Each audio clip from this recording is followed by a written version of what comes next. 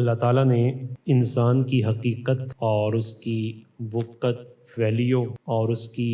جو self respect ہے، عزت اور اس کی کامیابی، اس کو 3 اصولوں پر قائم فرمایا ہے۔ اگر انسان اپنی اس دنیا و آخرت کی زندگی کو کامیاب کرنا چاہتا ہے تو اسے یہ 3 اصول اپنی زندگی پر اپلائی کرنے پڑیں گے۔ جب یہ 3 اصول اس کی زندگی پر نافذ ہو جائیں گے تو پھر امید واسق ہے کہ رب تعالیٰ اس کے ساتھ اپنے کرم والا معاملہ فرمائے گا۔ اسے کہتے ہیں نیچرل لاز، کہ بہت کم ہوتا ہے کہ چیزیں اس سے مخالف ہوں۔ ان میں سے سب سے پہلی بات ہے تقدیر کا یقین۔ تقدیر کا یقین، یہی وجہ ہے کہ ایک مسلمان کے گھر جب بچہ پیدا ہوتا ہے تو اسے ایمان کی دونوں صفتیں یاد کروائی جاتی ہیں، اور جو ایمان کی صفت ثانی ہے، ایمان مفصل، اس میں کیا ہے؟ اس میں اس کی جو فاؤنڈیشن آف فیتھ، عقائد کی بنیادیں موجود ہیں۔ اس کے ذہن اور قلب میں یہ بات راسخ کی جاتی ہے کہ آمنت باللہ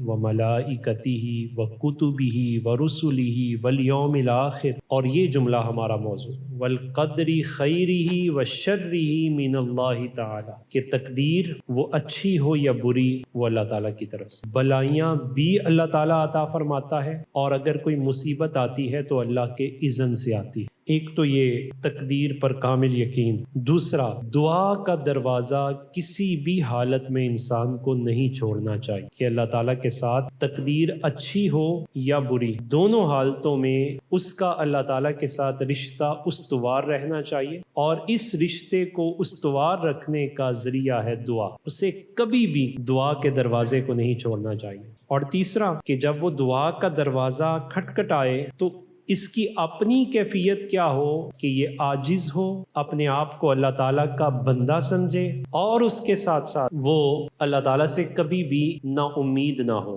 یہ وہ 3 بنیادی پہلو ہیں جن پر آج ہم کلام کریں گے، اور اس تناظر میں سورہ غافر اور سورہ فرقان دونوں کی آیات پر کچھ توجہ کریں گے۔ سب سے پہلے سورہ غافر کی آیت نمبر 59، ان الساعۃ لآتیۃ، یقیناً قیامت آ کر رہے گی، لا ریب فیہا، اس میں کسی قسم کا کوئی شک نہیں، یہ اٹل فیصلہ، ولکن اکثر الناس لا یؤمنون، لیکن بہت سارے لوگ وہ قیامت پر ایمان نہیں رکھتے۔ آج جو ماڈرن کرائسس بحران ہیں ان میں سے ایک بحران یہ ہے کہ ہم انسرٹینٹی کرائسس کا شکار ہیں، چیزوں میں کسی بھی جگہ اعتدال نظر نہیں آتا۔ نفسیاتی طور پر، سائیکالوجیکلی، انسان جس کمزوری کا سب سے زیادہ شکار ہوتا ہے اور شکار ہو کر ڈی ٹریک ہو جاتا ہے وہ ہے فیئر آف فیوچر، مستقبل کا خوف۔ ہم میں سے ہر شخص کو یہ فکر لاحق ہوتی ہے کہ کل کیا ہوگا، مجھے اپنا کل سیکیور کرنا ہے، مجھے اپنا فیوچر محفوظ کرنا ہے۔ اب اس فیوچر کے فیئر میں، خوف میں مبتلا ہو کر بہت سارے لوگ ڈی ٹریک ہو جاتے ہیں۔ مثلا ایک وہ بندہ ڈی ٹریک ہوتا ہے کہ جو اپنے فیوچر کا ویژن بہت چھوٹا رکھتا ہے، اس کی نظر میں فیوچر، مستقبل، کل صرف دنیا ہے، تو اس وجہ سے وہ اپنی سٹرگل، ایفرٹ، کوششیں وہ ساری کی ساری صرف اور صرف کرتا ہے تو دنیا کے لیے، ساری قد و کاش اس کے لیے، سارے دھن اس کے، وہ کالے ہوں یا سفید، وہ کہتا ہے بس دنیا پالو، ڈی ٹریک ہو جاتا ہے۔ اور اس حصول دنیا کے لیے، چونکہ وہ اس کا فیوچر ہے، وہ اس کا کل ہے، بس وہ اس کل کی فکر میں اچھے برے کی تمیز بھول جاتا ہے۔ اور دوسرا وہ شخص ہے کہ جسے کل کی فکر ہی نہیں ہوتی، وہ بھی ڈی ٹریک، وہ کہتا ہے کل آئے گی تے ویکھی جائے، وہ بھی ڈی ٹریک پہ کون ہے؟ ٹریک پہ وہ ہے کہ جسے کل کی فکر بھی ہو۔ لہٰذا اسلام کے بارے میں یہ خیال کرنا کہ وہ کل کی فکر سے بے نیاز کرتا ہے، یہ بھی غلط ہے۔ جتنی فکر کل کی اسلام دیتا ہے کوئی دے ہی نہیں سکتا۔ اسلام ہی نے تو کل کی فکر ڈالی ہے ذہن میں، اسلام ہی نے تو فیوچر سیکیور کیا ہے۔ تو پہلی بات یہ کلیئر ہونی چاہیے کہ جو بندہ ٹریک پہ ہوتا ہے اسے کل کی فکر ہوتی ہے۔ دوسری بات کہ کل کی فکر کے ساتھ ساتھ کل کے بارے میں جو اس کا ویژن ہے وہ چھوٹا نہیں ہوتا کہ وہ کل کو محدود کر دے دنیا پر، بلکہ اس کا کل کا ویژن صرف دنیا نہیں، عالم برزخ اور عالم آخرت کو بھی شامل ہوتا ہے۔ اسے یہ فکر لاحق ہوتی ہے، فیئر آف فیوچر میں اسے یہ فکر لاحق ہوتی ہے کہ میری باقی ماندہ زندگی میں جو کل ہے اس کا کیا بنے گا، عالم دنیا میں، عالم برزخ میں میں نے کیا سٹور کیا ہے، اور عالم آخرت میں جب میزان میں نامہ اعمال رکھے جائیں گے تو میرے پاس کیا ہے۔ تو یہاں بنیادی طور پر آج کی گفتگو میں یہ بات سمجھنا بہت ضروری ہے کہ ایک تو انسان کو کل کی فکر ہونی چاہیے، فیئر آف فیوچر ہونا چاہیے، یہ اسلامی کانسیپٹ کے بالکل خلاف نہیں ہے، اور دوسرا یہ ہے کہ فیوچر کے اندر اس کا ویژن چھوٹا نہیں ہونا چاہیے، اس ویژن کے اندر عالم دنیا بھی ہو، عالم برزخ بھی ہو اور عالم آخرت بھی ہو۔ ڈی ٹریک وہ شخص ہوتا ہے کہ جو فیئر آف فیوچر میں آ کر، مستقبل کی فکر میں آ کر صرف اس دنیا کے ویژن تک اپنے آپ کو محدود کر لیتا ہے، عالم برزخ اور آخرت کو دنیا سے اس فکر سے نکال دیتا ہے، تو یہ ڈی ٹریک ہو گیا۔ شاید ظاہری دنیا کی عارضی بود و باش تو اسے مل جائے، لیکن عالم برزخ اور عالم آخرت کے انعامات سے وہ بندہ محروم رہ جائے گا، اس وجہ سے کہ اس نے اپنی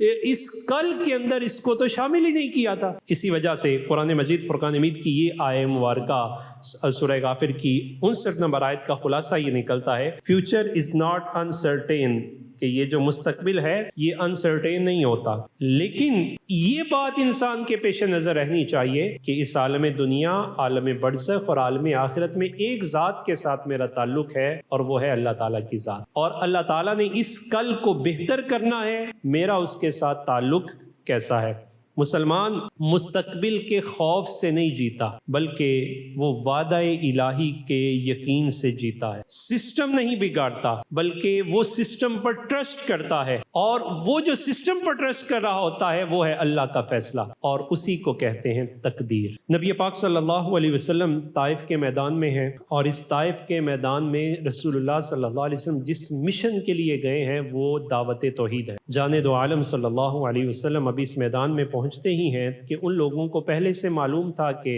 وہ تشریف لا رہے ہیں، تو انہوں نے پلاننگ کیا کی، چھوٹے چھوٹے بچوں کو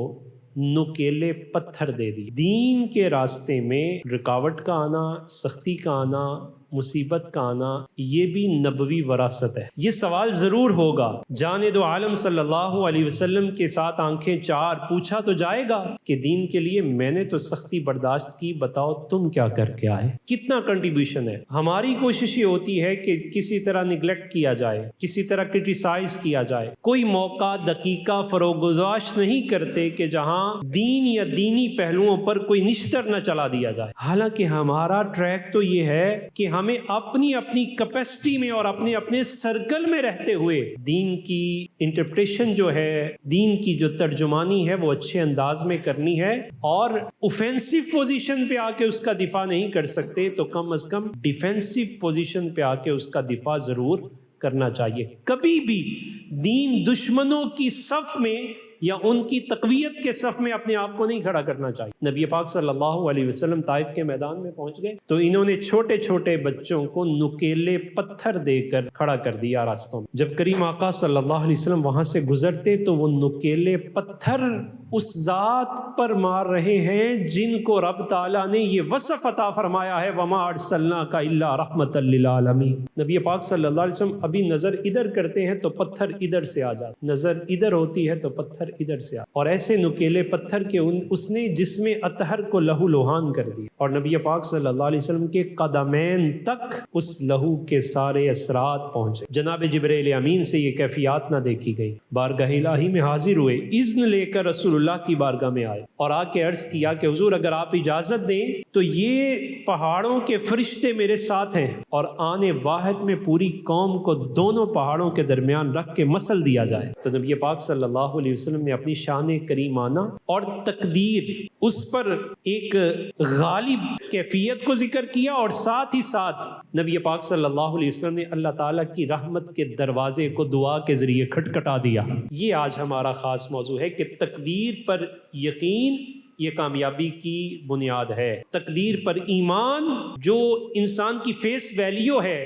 سیلف رسپیکٹ ہے اللہ تعالیٰ کے ہاں بڑھا دیتا ہے. اور پھر دعا کا دروازہ اس عالم میں بھی مصیبت میں بھی بندہ کھٹکھٹاتا ہے. نبی پاک صلی اللہ علیہ وسلم نے جناب جبرائیل کو کہا آپ رکو، اور زبان رسالت پر کلمات کیا ہیں؟ اللہم اہدینی قومی انہو لا یعلمونی، اے اللہ میری اس قوم کو ہدایت دے، یہ مجھے جانتے نہیں میں کون ہوں. جو تعارف ان تک پہنچا ہے وہ غلط ہے، یا اللہ یہ مجھے ابھی نہیں جانتے. تو نبی پاک صلی اللہ علیہ وسلم نے تقدیر کے اس عالم میں اپنی کیفیات کو بھی مضبوط و مستحکم رکھا. اللہ تعالیٰ کے ساتھ اس رشتے کو استوار کرنے کے لیے نبی پاک صلی اللہ علیہ وسلم نے اللہ تعالیٰ کی رحمت کے دروازے کو دعا کے ذریعے کھٹکھٹایا. سورہ غافر کی آیت نمبر 60، قال ربکم ادعونی استجب لکم، تمہارا رب کہتا ہے مجھے پکارو میں دعا کو ضرور قبول فرماؤں گا. دعا انسان کی آئیڈینٹی ہے. دعا ایموشنل ڈسچارج نہیں ہے، بلکہ یہ ایک کنیکشن پروٹوکول ہے جس سے بندہ اللہ تعالیٰ کی رحمت کے نیٹ ورک پر کنیکٹ ہو جاتا ہے. یہ دعا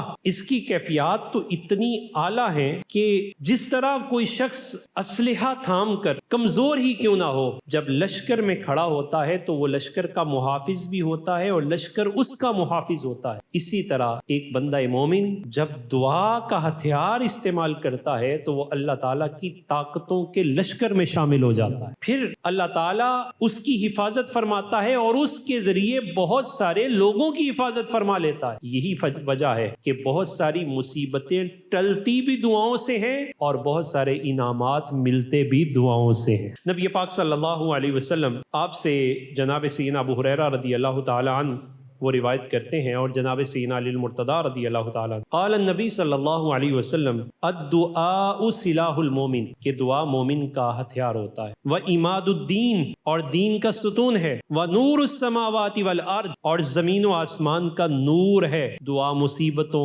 بلاؤں، شریروں، شیطانوں اور سارے مشاکل کے خلاف مومن کے پاس ایک طاقت ہے. یہ دین کا ستون ہے. کسی کی استقامت اور استواء کو دیکھنا ہو، بہتری کو دیکھنا ہو تو یہ دیکھیے اس کی دعائیں کتنی لمبی ہیں، دلگیر اور کتنی مسلسل ہیں. اور تیسرے نمبر پر فرمایا کہ دعا زمین و آسمان کا نور ہے. زمین کی طرف سے جو ہا جاتی ہے یہ بھی نور ہے، اور پھر آسمان کی طرف سے جو نوازشیں نازل ہوتی ہیں یہ بھی اللہ کا نور. دوسری حدیث میں نبی پاک صلی اللہ علیہ وسلم فرماتے ہیں، سنن ترمذی اور ابن ماجہ میں جناب ابو ہریرہ رضی اللہ تعالیٰ عنہ سے ہی روایت ہے، فرمایا لیس شیء اکرم علی اللہ من الدعاء، اللہ تعالیٰ کے نزدیک افضل اور وظائف میں اور اذکار میں جو چیزیں ہیں جو بہت مؤثر ہیں ان میں سے ایک چیز دعا ہے. اس کی علت کیا ہے کہ کیوں یہ مؤثر ہے؟ اس وجہ سے کہ جب بندہ مومن اللہ تعالیٰ کی بارگاہ میں دعا کرتا ہے تو گویا وہ اعلان کر رہا ہوتا ہے کہ میرے نزدیک اسباب کچھ بھی نہیں ہے، بلکہ جو کچھ بھی ہے وہ مسبب الاسباب اللہ تعالیٰ کی ذات ہے. وہ ایسا مالک ہے کہ جو ناممکن کو ممکن فرما دیتا ہے. میرے لیے تو جو کچھ ہے وہ ناممکن ہو سکتا ہے، لیکن اللہ تعالیٰ کے ہاں کچھ بھی ناممکن نہیں ہے. اگر اسی کیفیت کو قرآن مجید فرقان حمید کی سورہ فرقان کی آیت نمبر 77 کے تناظر میں دیکھیں تو یہ ایک مختلف کیفیت کو ذکر کرتی ہے، اور وہ کیفیت کہ انسان اللہ تعالیٰ کے ساتھ اپنے جو تقدیر کے رشتے کو مستحکم اور مضبوط کرتا ہے وہ اسی تناظر میں ہوتا ہے. آیت نمبر 77 ہے، سورہ فرقان ہے. رب تعالیٰ ارشاد فرماتا ہے ما یعبأ بکم ربی لولا دعاؤکم، اے محبوب آپ فرما دیجئے اگر تمہاری دعائیں نہ ہوتی نا تو میرا رب تمہاری بالکل بھی پرواہ نہ کرتا. یہ سورہ فرقان کی جو آیت نمبر 77 ہے، اس کے بارے میں علماء اس بات پر متفق ہیں کہ قرآن مجید فرقان حمید کی آیات کی کئی صورتیں ہیں. ان میں سے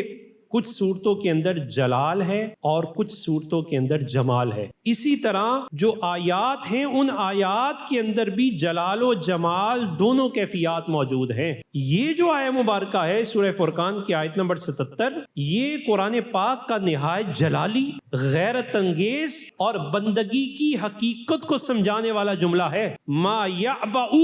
عربی کا بہت گہرا اسلوب ہے. یعبؤ کا مطلب ہے کوئی وقت نہیں، نو ویلیو، کوئی وزن نہیں، کوئی اہمیت نہیں، کوئی پرواہ نہیں، کوئی اعتبار نہیں. اگر تم اللہ کے حضور ہاتھ نہ اٹھاؤ، اس کو پکارو نہیں، اس کی عبادت نہ کرو تو رب کے ہاں تمہاری کوئی حیثیت نہیں ہے۔ اپنی حیثیت پیدا کرنا چاہتے ہو تو پھر اللہ تعالیٰ کے ساتھ اپنے کنیکشن کو دعا کے ذریعے مضبوط کرو۔ لولا دعاؤکم، زندگی کا مقصد یعنی دعا کے کئی معنوں میں عبادت ہے، مناجات ہے، پکارنا ہے، اللہ تعالیٰ کے ساتھ تعلق۔ تمہاری زندگی کا وزن صرف تمہارے اللہ تعالیٰ کے ساتھ تعلق کی وجہ سے ہے۔ اس کی جو ادر سائیڈ ہے، دوسرا اینگل ہے، وہ کیا ہے؟ یہ آیت یہ بتاتی ہے کہ دعا چھوڑنے والا اللہ تعالیٰ کی نظر میں بے وزن ہو جاتا ہے، عبادت چھوڑنے والا اللہ تعالیٰ کے الوہی نظام سے خارج ہو جاتا ہے، اللہ تعالیٰ سے بے نیاز بننے والا پھر ہلاکتوں کا شکار ہو جاتا ہے۔ لہٰذا انسان کو یہ جو دوسرا پہلو ہے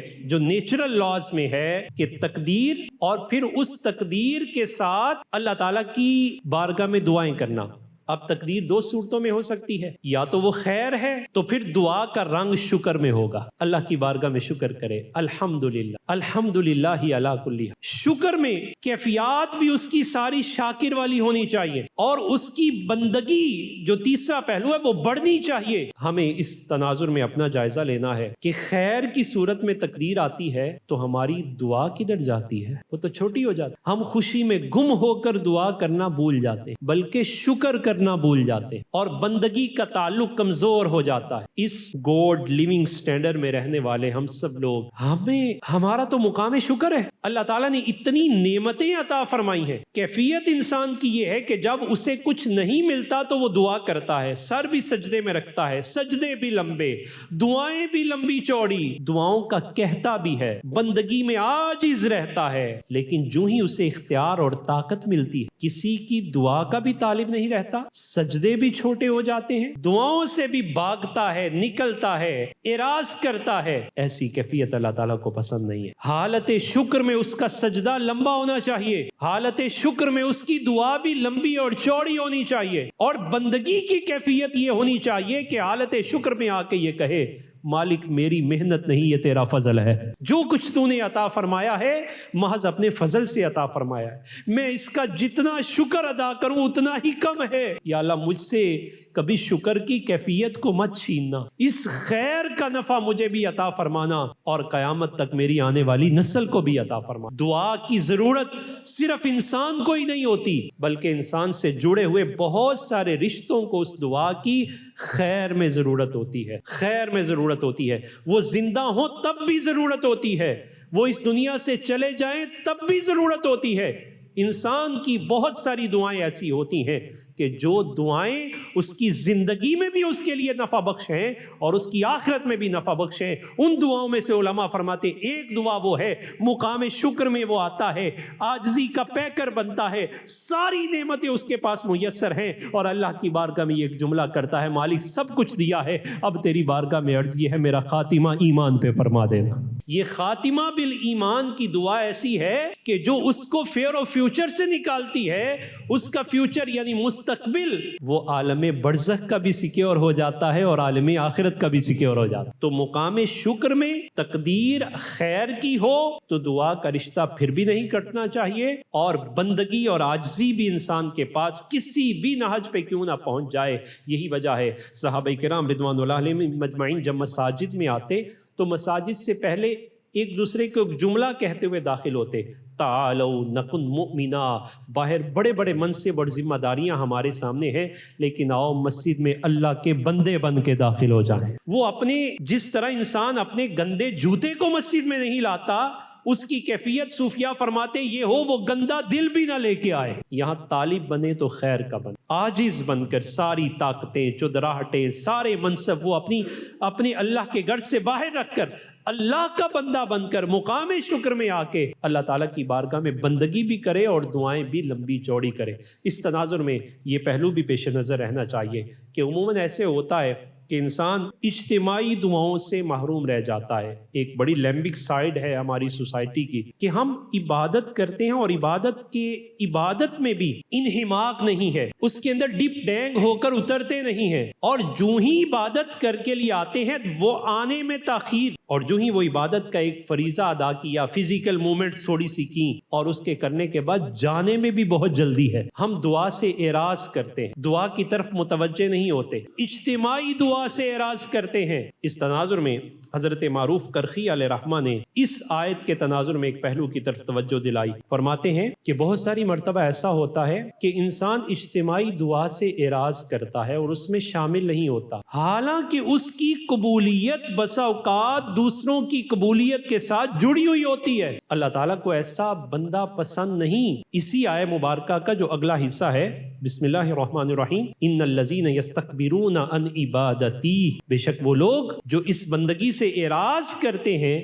سیدخلون جہنم داخرین، وہ ان قریب جہنم میں داخل ہوں گے ذلیل و خوار ہو کر، کہ وہ اللہ تعالیٰ سے اپنے آپ کو بے نیاز سمجھتے ہیں، رشتے کو مستحکم نہیں کرتے، اور اس استحکام کی علامت پر حضرت معروف کرخی علیہ رحمہ فرماتے ہیں کہ ایک شخص کعبۃ اللہ میں موجود ہے، اور جب کعبۃ اللہ سے سارے لوگ عرفہ کی طرف نکلے تو یہ بھی ان کے ساتھ نکلا، زبان اس کی خاموش ہے، مقام عرفہ میں پہنچا، بہت عاجز ہے، عرفہ کا مقام یوم دعا ہے، دعائیں ہوتی ہیں یہاں پہ، تو یہ اللہ تعالیٰ کی بارگاہ میں کیا عرض کرتا ہے؟ فرماتے جو وہ کہہ رہا ہے میری نظر اس کی عاجزی پر بھی ہے اور کان اس کی دعا پر بھی ہیں، وہ کہتا ہے یا ربی انت تعلم انی لا احسن شیئا من دعواتہم فاسألک ما یطلبون منک، اے اللہ تو جانتا ہے بظاہراً مجھے کوئی ضرورت بھی نہیں اور بظاہراً مجھے مانگنا بھی نہیں آتا، لیکن یا اللہ میرا دل ڈرتا ہے کہ یہ دعا کر رہے ہوں اور میں نکل جاؤں، مانگنا بھی نہیں آتا، کیفیت بھی نہیں ہے، بول بھی نہیں سکتا، تو ایک میرے دل میں تڑپ ہے، میں ان دعا کرنے والوں کو چھوڑنا نہیں چاہتا، یا اللہ بس پھر میں یہی کہہ سکتا ہوں جو یہ مانگتے ہیں وہ مجھے عطا فرما دیں، وہ مجھے عطا۔ حضرت معروف کرکی فرماتے ہیں کہ جب یوم عرفہ کا دن ختم ہوا تو واپس آ کر جب سارے استراحت اور آرام کرتے ہیں تو خواب میں، اکثر کی خواب میں اس شخص کو دکھایا جاتا ہے، اور دکھانے کے بعد کہا جاتا ہے اور عرفہ سے واپس آنے والوں، تمہیں معلوم ہے کہ تم نے دعائیں کی ہیں اور تمہاری دعائیں اللہ تعالیٰ نے قبول فرما لی ہیں، لیکن یہ بات سنو، یہ جو بندے نے عاجزی اور تمہاری اجتماعیت میں شمولیت کی عرض کی تھی نا، اس حاجی کی وجہ سے ساری دعاؤں کو قبول فرما لیا ہے۔ اور اس کا دوسرا تناظر بھی دیکھیے، ہارون الرشید کا وزیر اعظم یحییٰ بن خالد برمکی یہ وزارت سے معزول ہوا تو اسے جیل بھیج دیا گیا، اور سارا خاندان اس کا جیل۔ بیٹا باپ کے پاس آیا اور آ کے کہنے لگا یا ابتی بعد الامر والنہی والاموال العظیمۃ اثارنا الدہر الى القیود والحبس السیوف والحبس، ابا جی ہمارا اقتدار، عالی محلات، ریشمی لباس، ہم تو ناک پہ مکھی نہیں بیٹھنے دیتے تھے، اتنی سب کچھ چھین لیا گیا، ٹاٹ کا لباس، پاؤں میں زنجیریں، بیڑیاں، یہ وقت کیسے بدل گیا، اچانک کیسے ہو گیا؟ تو پھر یحییٰ تھا سمجھدار، اب اسے سمجھ اپنی آنکھوں سے اس کا مشاہدہ کر رہا، کہنے لگا یا بنیا دعوت المظلومی، اے بیٹے اصل بات یہ ہوئی کہ ضرور کسی مظلوم نے بد دعا کی تھی جو راتوں رات بارگاہ الہی میں پہنچی، لیکن ہم غافل ہو گئے۔ تو دیکھیے حالت شکر میں دعا کرنے والا وہ بھی اللہ تعالیٰ کے لشکروں میں شامل ہوتا ہے، اور حالت مصیبت میں دعا کرنے والا بھی اللہ تعالیٰ کے لشکروں میں شامل ہو جاتا ہے۔ لہٰذا مجھے اور آپ کو اپنے ایمان کو مستحکم کرتے ہوئے تقدیر پر پورا یقین رکھنا چاہیے، خیر بھی اللہ تعالیٰ کی طرف سے، دعا کا رشتہ مستحکم کر کے اس سے خیر کی خیرات ساری نسلوں کے لیے مانگے۔ شر، بیماری، مصیبت آتی ہے تو پھر بھی اللہ تعالیٰ سے رشتہ کسی حالت میں کمزور نہیں ہونا چاہیے، بلکہ یہ دعا کرنی چاہیے اللہ آئی بھی تیری طرف سے، ٹالے گا بھی تو ہی۔ اور تیسرا، دونوں کیفیات کے اندر بندگی کا رشتہ نہیں کمزور ہونا چاہیے، جس طرح امیر اللہ کا بندہ ہے، غریب بھی اللہ کا بندہ ہے، اور اللہ کے ہاں جو عزت کا معیار ہے قرآن نے اسے سادہ سے ایک جملے میں بیان کیا، ان اکرمکم عند اللہ اتقاکم، تم میں سے اللہ تعالیٰ کے سب سے زیادہ نزدیک وہ ہے جو سب سے زیادہ اللہ سے خوف کرنے والا ہوتا ہے۔ اللہ تعالیٰ سے مقام شکر میں بھی ڈرا جائے اور مقام مصیبت میں، مقام بیماری میں بھی ڈر اور خوف رکھتے ہوئے اللہ تعالیٰ سے دعاؤں کا رشتہ مستحکم اور مضبوط رکھا جائے۔ اللہ تعالیٰ مجھے اور آپ کو یہ سعادتیں عطا